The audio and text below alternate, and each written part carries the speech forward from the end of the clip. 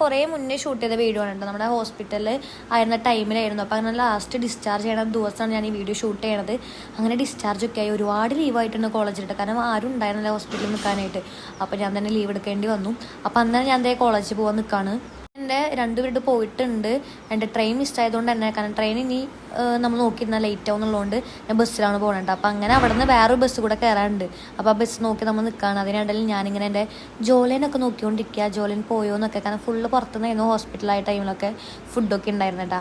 അപ്പോൾ ഞാൻ അവിടെ എത്തിയപ്പോൾ എന്നെ വേറെ ക്ലാസ് നടന്നുകൊണ്ടിരിക്കുകയായിരുന്നു. അപ്പോൾ ഞാൻ അടുത്ത വീടത്തോട്ട് കയറാമെന്ന് വെച്ചിട്ട് ക്യാൻറ്റീനിൽ പോയിട്ട് ഒരു ഉപ്പുസോടയും ഒരു കട്ട്ലേറ്റും കഴിച്ചു. അങ്ങനെ നേരെ ക്ലാസ്സിൽ കയറി. ക്ലാസ് ഇപ്പോൾ ഭയങ്കര ബോറിംഗ് ആയിക്കൊണ്ടിരിക്കുക.